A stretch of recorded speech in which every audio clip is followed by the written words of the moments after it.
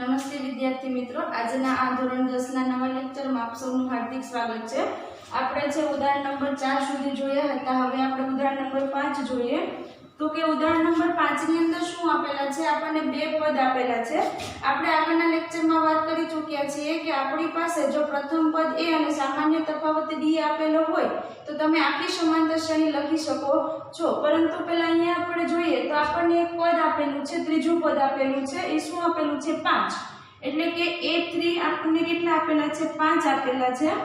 અને સાતમું પદ આપેલું છે એટલે કે a7 બરાબર શું આપેલા છે? 9 આપેલા છે। એટલે કે સમાંતર શ્રેણીના આપણને બે પદ આપી દીધા છે। એક છે ત્રીજું પદ આપ્યું છે અને બીજું કયું આપ્યું છે? સાતમું પદ આપ્યું છે। તો આપણે શું કીધું હતું કે આપણી પાસે પ્રથમ પદ a અને d મળી જાય આપણને, તો આપણે આખી સમાંતર શ્રેણી છે એ લખી શકીએ છીએ।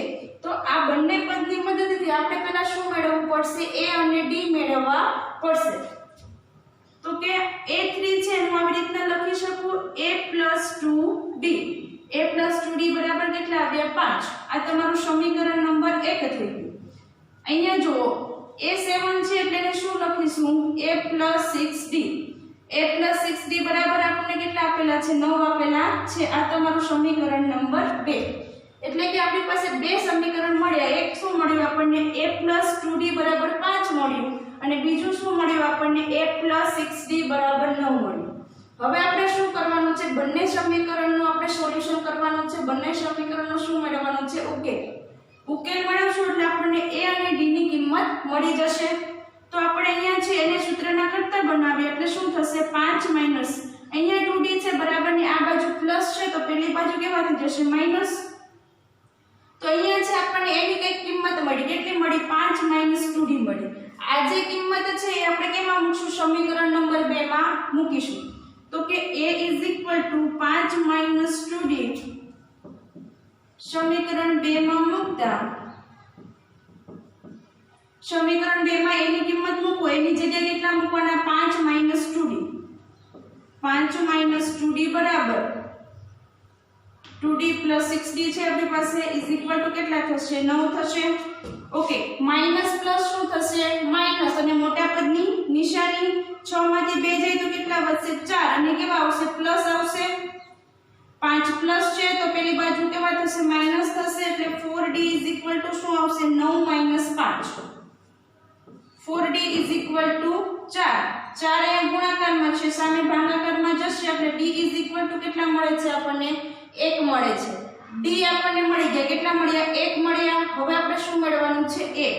તો અહીંયા જો આપણે આ સમીકરણ 1 ની અંદર અથવા તો સમીકરણ 2 ગમે એક ની અંદર તમે છે d ની કિંમત જે 1 મળી છે એ મૂકી દો।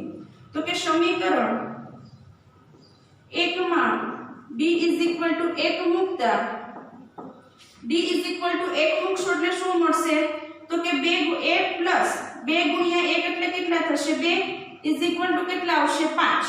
તો a = +2 છે પેલી બાજુ કેવા થઈ જશે? માઈનસ। તો a = કેટલા મળશે? 3। અહીંયા છે તમને d અને a ની બંને કિંમત મળી ગઈ છે। તો હવે તમારે શું મેળવવાનું છે? તે શું થાય છે?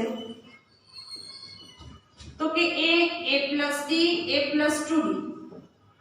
તો અહીંયા છે તમે કિંમત મૂકો, a બરાબર તમને કેટલા મળ્યા છે? 3 મળ્યા છે।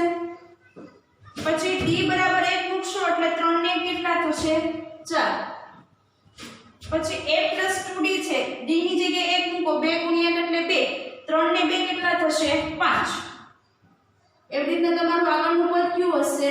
6 હશે। એટલે તમને તમારી જે સમાંતર શ્રેણી હતી શું મળે છે? 3 4 5 6 આ રીતની તમને તમારી સમાંતર શ્રેણી છે એ મળે છે। હવે છે આપણે ઉદાહરણ નંબર 6 જોઈએ। તો કે ચકાસો કે 301 એ 5 11 17 23 સંખ્યાની યાદીનું કોઈ પદ છે કે નહીં। તો અહીંયા છે આપણને સંખ્યાની યાદી આપેલી છે 5 11 17 23। તો એનું કોઈ પદ 301 છે કે નહીં આપણે ચકાસવાનું છે। એ ચકાસતા પહેલા આપણે સંખ્યાની યાદી સમાંતર શ્રેણી છે કે નહીં ચકાસવું જરૂરી છે।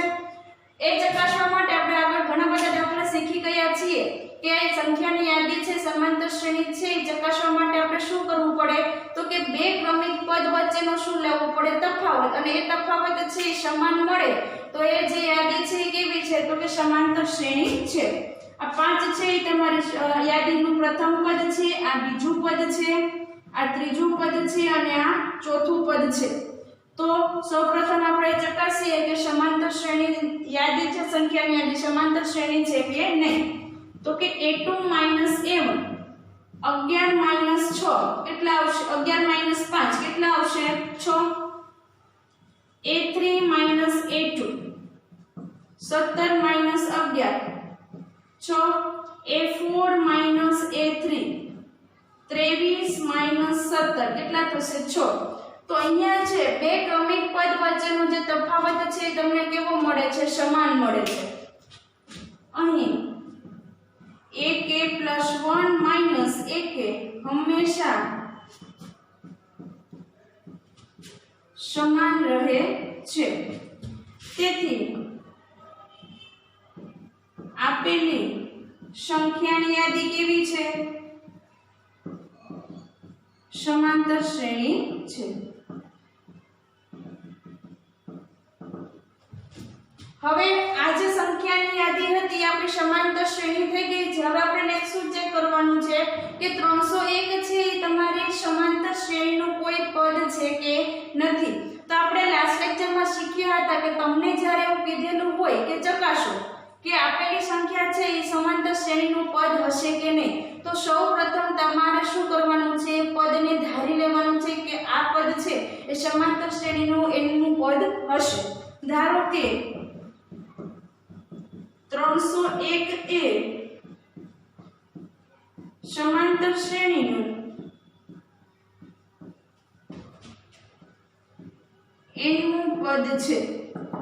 શું કરી લીધી આપણે? ધારણા કરી લીધી કે 301 છે એ આપણને જે સમાંતર શ્રેણી છે એની અંદર આવેલું હશે।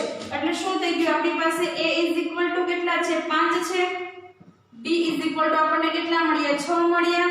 અને an = આપણે કેટલા ધાર્યા છે? 301 ધાર્યા છે।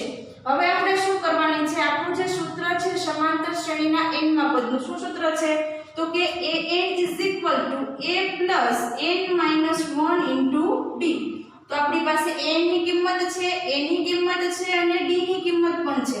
આપણે કેની હવે કિંમત ગોતવાની છે? n ની। જો n ની કિંમત છે એ તમને કેવી મળે?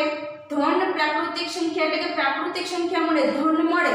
તો શું થશે? તો કે તમારો જે 301 છે શ્રેણીનું પદ હશે, બાકી હશે નહીં। કેમ કે પદની સંખ્યા છે હંમેશા કેવી હોય છે? પ્રાકૃતિક સંખ્યા હોય છે।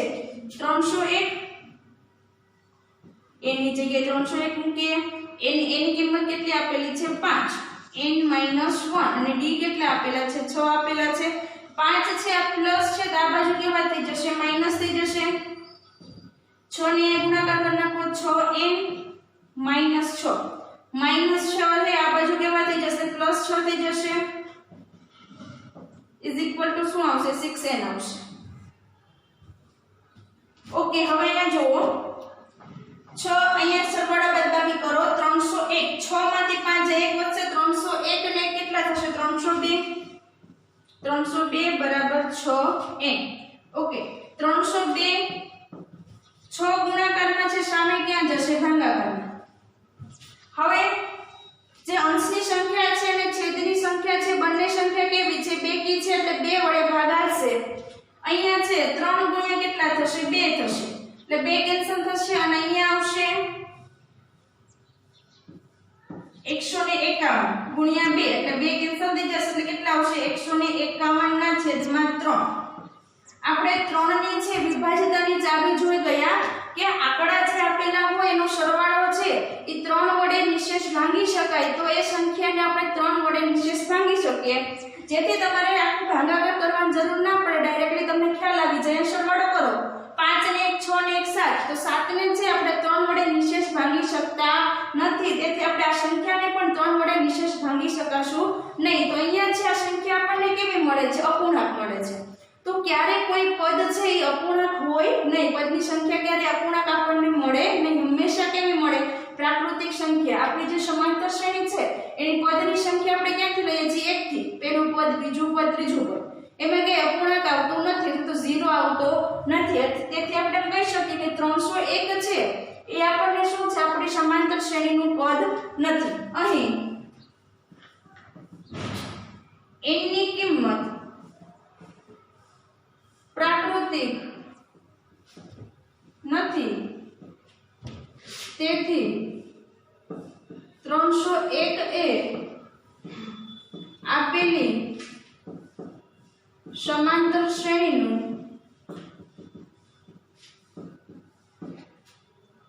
પદ નથી। અહીંયા છે તમારું ઉદાહરણ નંબર 6 છે એ પૂરું થાય છે। વિડિયોને પોઝ કરી અને તમે આ દાખલા જે છે એ લખી નાખો તમારી ફેરબુકમાં।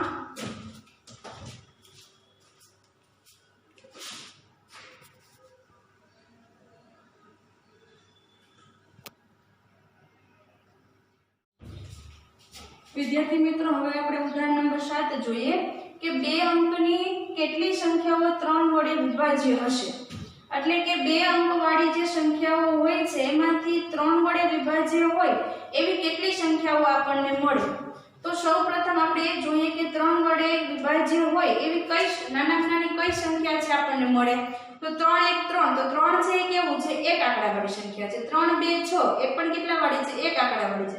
3 3 9 અને 3 4 12 ઓકે કઈ સંખ્યા 12 આવી કે નહીં 12 છે તમારી કેવી છે બે આંકડા વાળી સંખ્યા છે અને જે છે 3 થી વિભાજ્ય છે અને સૌથી નાની છે તો શરૂઆત ક્યાંથી થશે 12 થી 3 3 5 15 ઓકે ત્યાંથી શરૂઆત થશે 15 પછી કેટલા આવશે 18 આવશે। ત્યારબાદ છેલ્લી જે સંખ્યા છે એ કઈ મળશે આપણને તો કે બે આંકડાની સૌથી 3 આંકડાની સૌથી નાની સંખ્યા કઈ હોય 100 હોય 100 થી આગળ કઈ છે 99 તો 99 છે એ તમને 3 વડે વિભાજ્ય થાય કે ના થાય તો કે હા 99 છે એ આપણી 3 વડે વિભાજ્ય છે। એટલે શું થશે તો કે સૌથી નાની સંખ્યા આપણને કઈ મળી 12 ત્યાર પછી 15 પછી 18 અને બે આંકડા વાળી સૌથી મોટી સંખ્યા કઈ મળી છે 99 તો આપણને જે આ એક સંખ્યાની યાદી છે આપણને મળી ગઈ કઈ મળી 12 15 18 થી લઈને 99 સુધી। હવે આપણે એ જોવાનું છે કે 12 થી લઈ અને 99 સુધીમાં કેટલી સંખ્યા આવે છે। તો સૌપ્રથમ આપણને આ જે સંખ્યાની યાદી મળી છે તો આપણે પહેલા એને સમાંતર શ્રેણી છે કે નહીં ચેક કરવું પડશે। તો આગળના જે દાખલા ગણીએ એ જ રીતનું એકદમ સિમ્પલ છે। શું કરવાનું અહીંયા છે આ તમારું પહેલું પદ છે આ છે બીજું પદ છે આ ત્રીજું પદ છે અને આ છેલ્લું પદ છે। સૌપ્રથમ આપણે શું લઈ લઈશું બે ક્રમિક પદ વચ્ચેનો તફાવત તો કે a2 - a1 = 15 - 12 કેટલા મળશે 3 મળશે।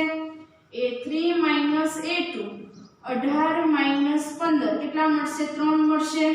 અહીંયા છે તમારો બે ક્રમિક પદ વચ્ચેનો તફાવત છે કેવો રહે છે સમાન રહે છે।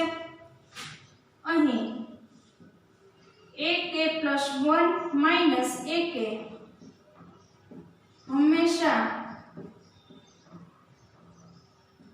સમાન રહે છે। તેથી બનેલી આપણે જે સંખ્યાની યાદી બનાવી હતી એ કેવી છે હવે આપણી સમાંતર શ્રેણી છે।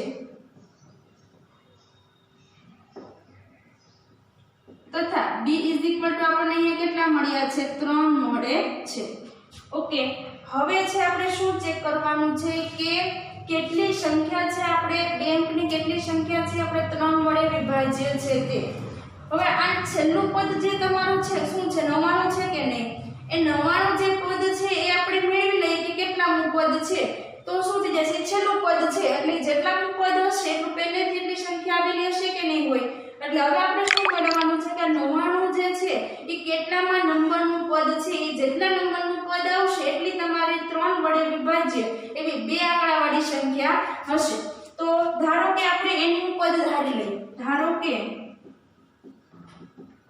99 એ n નું પદ છે આપણને ખ્યાલ નથી કેટલા નંબરનું છે એટલે આપણે શું ધારી લઈએ છીએ n નું પદ છે। અહીંયા છે આપણે a = આપણને પાસે કેટલા છે 12 છે d = કેટલા છે 3 છે અને an = કેટલા છે 99। હવે n જે મળશે એ શું થઈ જશે તમારી એટલા નંબરની 99 છે એટલા નંબરનું પદ છે। તો n માં પદનું સૂત્ર લઈએ સમાંતર શ્રેણી માટે a + n - 1 * d. n કેટલા છે તમારી પાસે 99, a કેટલા છે 12 પ્લસ n - 1 n આપણને ખ્યાલ નથી, n મેળવવાનો છે, d કેટલા છે 3 છે, 99 - 12 અહીં ગુણી નાખો 3n - 3 થશે, 3 માઈનસ છે આ બાજુ લઈ લો, કેવા થઈ જશે પ્લસ થઈ જશે = 3a. ઓકે, સરવાળા બાદબાકી કરો, માઈનસ પ્લસ શું થઈ જશે માઈનસ અને મોટા પદની નિશાની. 12 માંથી છે તમે 3 બાદ કરો તો કેટલા મળશે 9 મળશે, ની કેવા મળશે માઈનસ. ઓકે, અહીંયા જો હવે 3 છે એ ગુણાકારમાં છે અને સામે જશે તો ભાગાકારમાં જશે. 90 માંથી 99 માંથી 9 જાય તો કેટલા વધશે 90 એના છેદમાં 3. તો n = તમને કેટલા મળે છે 30 મળે છે. n = 30 મળે છે એનો મતલબ શું થયો કે 99 જે છે એ તમારું 30મા નંબરનું પદ છે. કેટલા નંબરનું છે 30મા નંબરનું. અને ઈ પદ કેવું છે છેલ્લું છે, તો તમારા સમાંતર શ્રેણીની અંદર કુલ કેટલા પદ આવેલા હશે 30 પદ આવેલા હશે. અને 30 પદ કેવા હશે તો કે 2 અંકની છે જે સંખ્યા છે જે 3 વડે વિભાજ્ય છે એવી તમને કેટલી સંખ્યા મળે છે 30 મળે છે. તો કે 3 વડે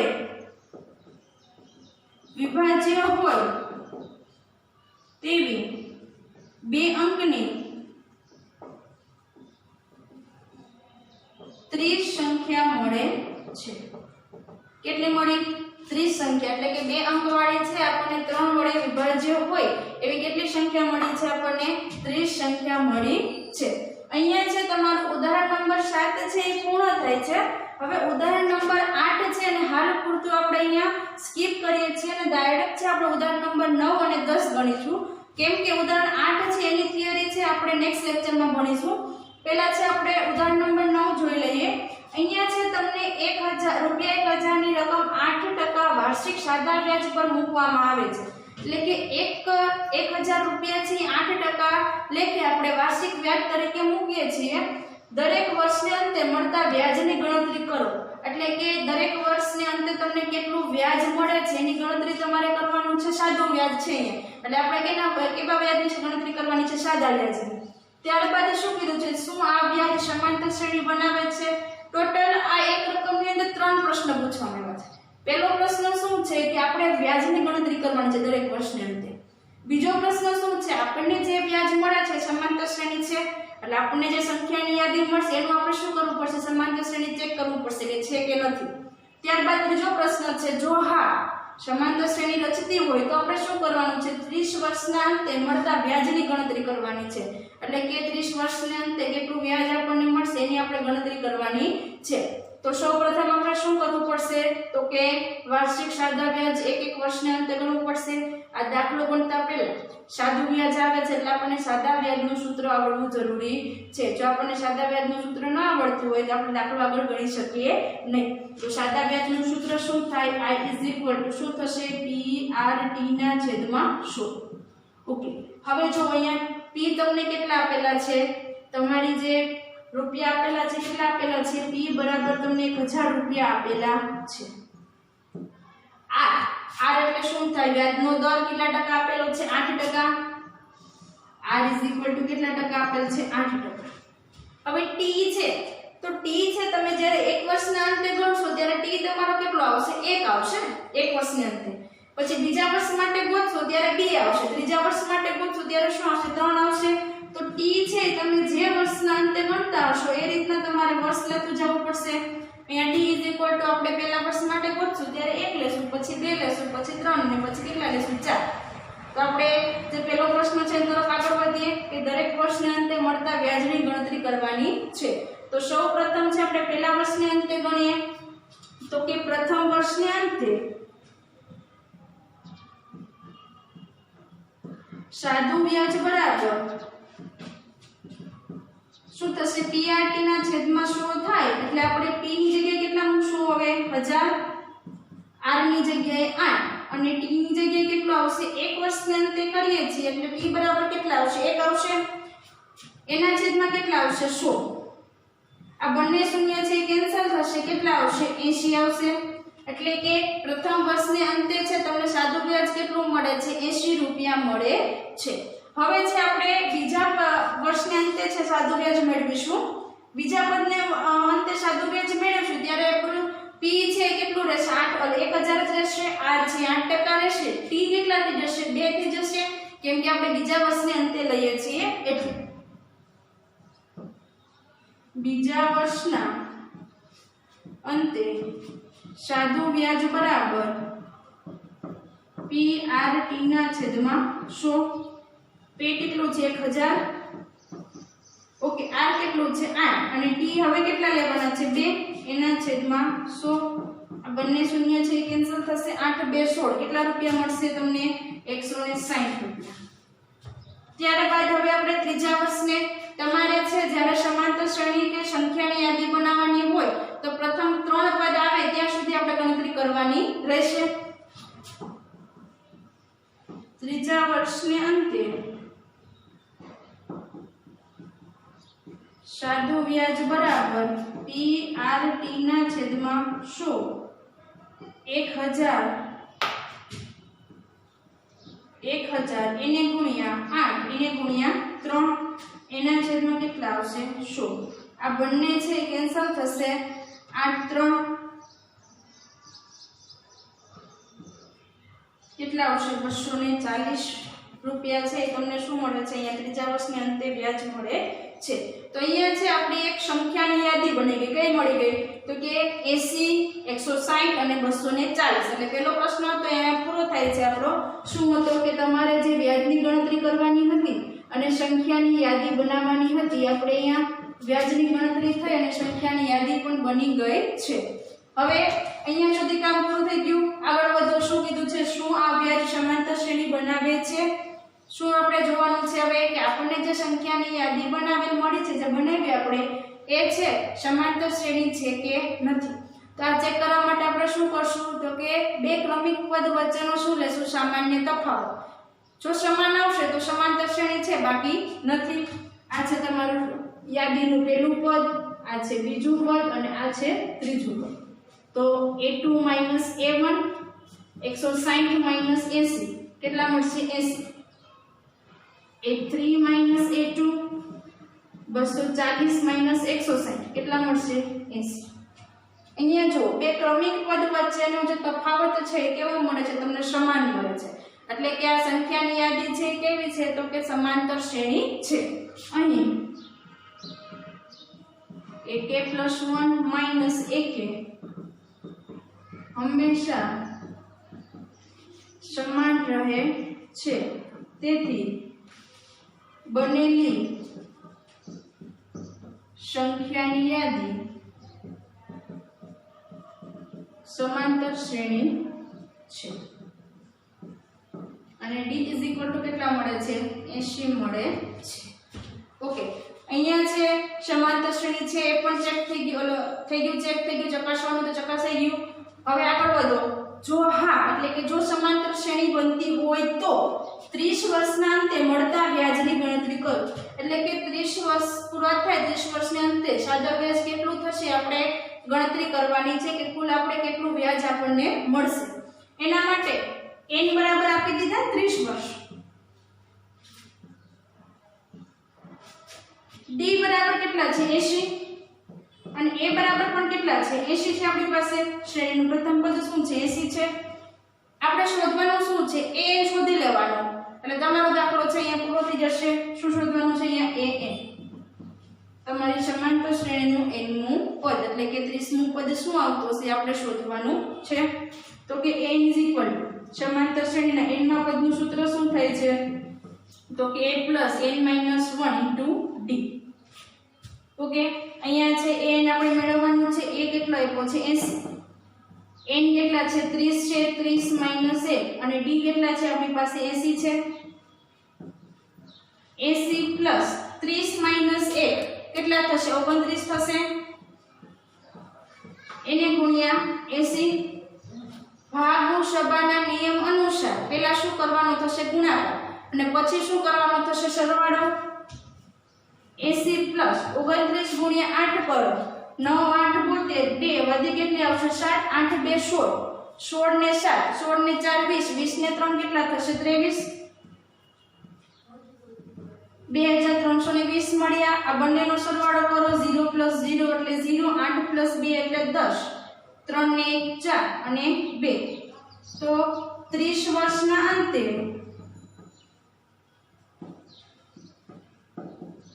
વ્યાજ બરાબર કેટલા મળે છે 2400 રૂપિયા આપણને મળે છે।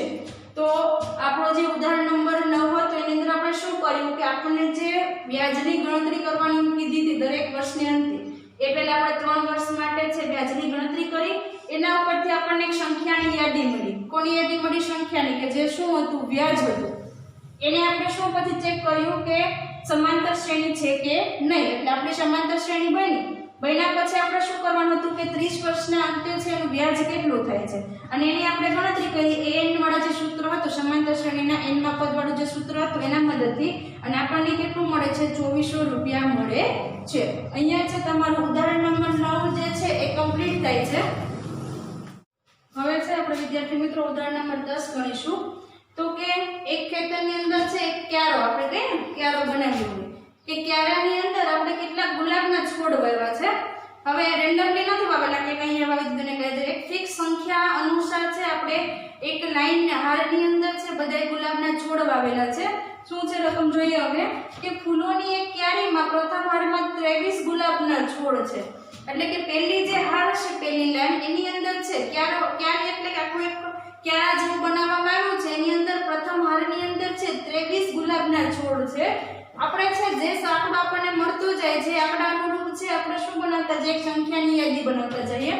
પ્રથમ હારીમાં છે કેટલા છે 23 છે, બીજી હારીમાં કે બીજા હાર જે છે એમાં કેટલા છે 21 ગુલાબના છોડ છે,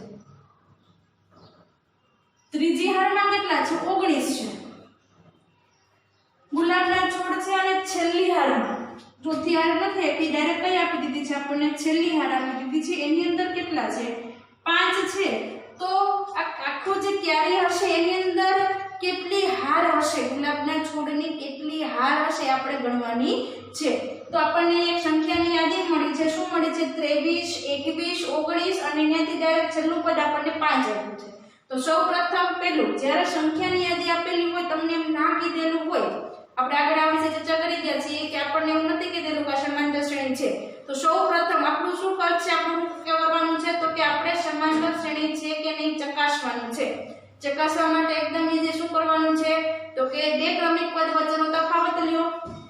આ તમારું a1 છે પેલું પદ, આ બીજું પદ a2, આ ત્રીજું પદ a3, તો કે a2 - a1, a2 કેટલા છે 21 છે, 21 - 23 કેટલા મળશે મને -2 મળે છે।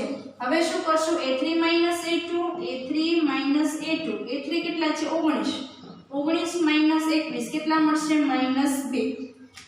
અહીંયા છે બે ક્રમિક પદ વચ્ચેનો તફાવત છે તમને કેવો મળે છે સમાન મળે છે, તો આપણની જે સંખ્યાની યાદી છે કેવી છે સમાંતર શ્રેણી છે। અહીં ak+1 - ak હંમેશા સમાન રહે છે, તેથી આપેલી યાદી સમાંતર શ્રેણી છે। અને d આપણને કેટલા મળે છે અહીંયા -2 મળે છે। ઓકે, હવે છે આપણે આ યાદી હતી સમાંતર શ્રેણી છે એ ચકાસાઈ ગયું। હવે આપણે આગળ શું કર્યું હતું, જ્યારે આપણે બે અંકની 3 વડે વિભાજ્ય હોય એવી સંખ્યા મેળવવાની હતી ત્યારે શું કર્યું હતું તો કે જે લાસ્ટ પદ હતું કેટલા નંબરનું પદ છે આપણે મેળવ્યું હતું, જેથી આપણને ખબર પડી ગઈ હતી કે આ સમાંતર શ્રેણીની અંદર કેટલા પદ છે। તો સેમ પ્રોસેસ આની અંદર પણ આપણે એવું જ કરવાનું છે કે આપણે જે છેલ્લું પદ આપેલું છે ને 5 એ કેટલામાં નંબરનું પદ છે, એ જેટલામાં નંબરનું પદ આવશે એટલે શું હશે આની અંદર એટલી સંખ્યા હશે એટલે કે એટલી હાર હશે। તો આપણે ચકાસી લઈએ કે 5 છે એ કેટલામાં નંબરની જે છે હાર છે ગુલાબના છોડની હાર છે, એટલે આપણને ટોટલ સંખ્યા હારની મળી જશે। તો d -2 મળે આપણને, a1 કેટલા આપેલા છે એટલે કે પ્રથમ પદ આપણને કેટલું આપેલું છે 23 આપેલું છે, તથા આપણે શું ધારી લઈએ કે ધારો કે n છે કેટલા 5 છે કેટલાનું પદ છે n નું પદ છે, ધારો કે 5a આપેલી સમાંતર શ્રેણીનું